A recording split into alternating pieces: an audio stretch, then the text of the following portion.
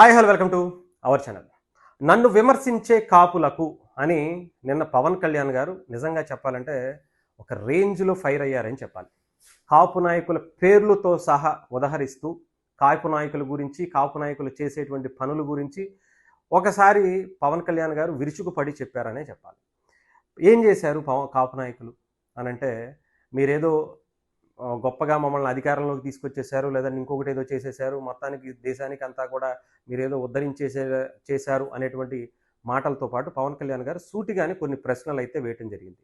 అంటే రీసెంట్గా కొంతమంది కాపు నాయకులు పవన్ కళ్యాణ్ గారిని, అదిగో మేమే మిమ్మల్ని గెలిపించాం, మేమే నీకోసం ఊడిగం చేసాం, నువ్వు ఇంకా 15 ఏళ్ళు ఊడిగం చేయమంటే మేమెందుకు చేస్తాం, వీటన్నిటికీ కూడా పవన్ కళ్యాణ్ గారు చాలా బలమైనటువంటి మాటలతోనే ఆయన సమాధానం ఇచ్చినటువంటి పరిస్థితి కనిపించింది. మీరు మీరు చేయరు, మమ్మల్ని చేయనివ్వరు. ఇక్కడ నేనేమి కాపుల కోసం మాత్రమే పార్టీ పెట్టుకుని కూర్చోలేదు. నేను ఒక కాపు వ్యక్తికి మాత్రమే నాయకుడిని కాదు. నాయకుడు అనేవాడు ఎప్పుడైనా కానీ అన్ని వర్గాలకు దగ్గరగా ఉంటేనే నాయకుడు అవుతాడు. అంతే తప్ప ఏ ఒకళ్ళు మాత్రమే సపోర్ట్ చేస్తే, ఓటేస్తే నాయకుడిగా కనీసం వార్డు మెంబర్గా కూడా గెలవలేరు అనేది పవన్ కళ్యాణ్ గారు చాలా క్లియర్గా స్పష్టంగా చెప్పేసినటువంటి పరిస్థితి. ఆయన పిఠాపురంలో గెలవాలన్నా, లేదంటే ఇంకొక చోట గెలవాలన్నా అందరి మద్దతు కావాలనేది అందరికీ తెలిసిందే. బట్ కాకపోతే కాపులు చాలా ఓన్ చేసేసుకుంటూ ఉంటారు.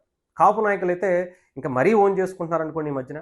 ఎందుకో అంటే టీడీపీకి సంబంధించి ఇప్పుడు కమ్మలు అందరూ కూడా కమ్మలు బయటకు వచ్చి మా నాయకుడు చంద్రబాబు నాయుడు గారే, మా నాయకుడు నారా లోకేష్ గారే అని చెప్పినటువంటి సందర్భం ఇప్పటి వరకు లేనే లేదు.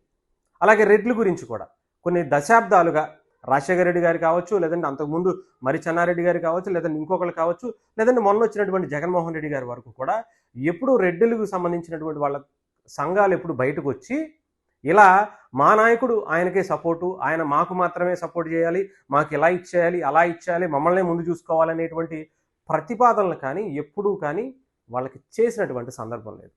కానీ పవన్ కళ్యాణ్ గారి దగ్గరికి వచ్చేటప్పటికి, లేదా చిరంజీవి గారి దగ్గరికి వచ్చేటప్పటికి మాకు చేయాలి, మాకు చేయాలి, మాకు చేయాలని 1 కాదు, 2 కాదు, 3 కాదు, కొన్ని వందల కాపు సంఘాల వాళ్ళు బయటకు వచ్చేస్తారు.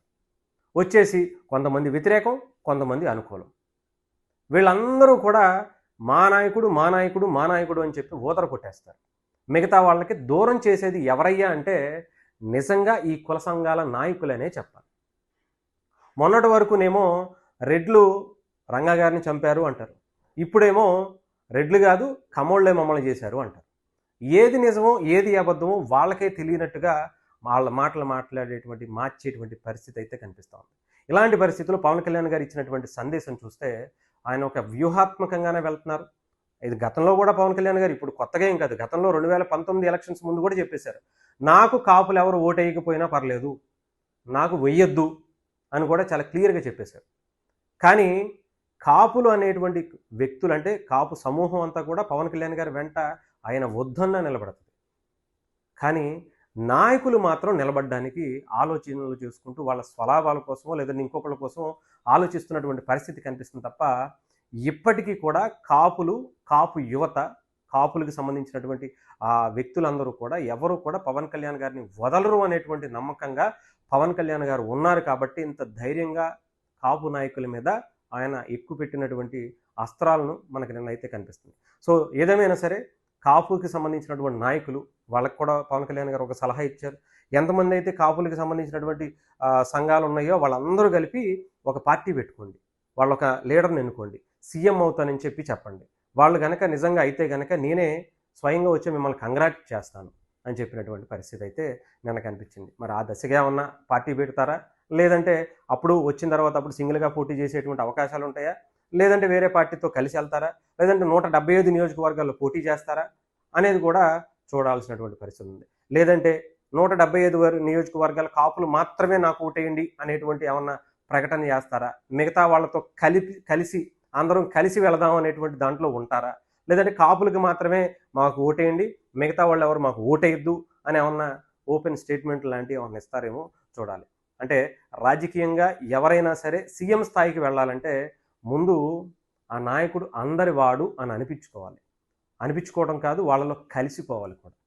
అలాంటి పని ఒక నాయకుడు ఇన్ని సంవత్సరాల తర్వాత ఒక నాయకుడు వచ్చి చేస్తుంటే ఆ నాయకుడు కాళ్ళు పట్టుకుని లాగేద్దామని చూస్తుంటే డెఫినెట్గా అది ఆ కులానికైనా ఆ మతానికైనా అది ఇబ్బంది.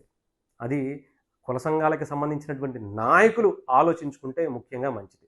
అంటే నాయకులు ఏది చెప్తే మొత్తం అంతా కూడా అదే వింటారా అంటే అలాంటి పరిస్థితులు అయితే ప్రజెంటు కాపులు లేరు. ఆంధ్రప్రదేశ్‌లో ఉన్నటువంటి ప్రజలు కూడా లేరనేది అర్థం చేసుకుంటే మంచిది.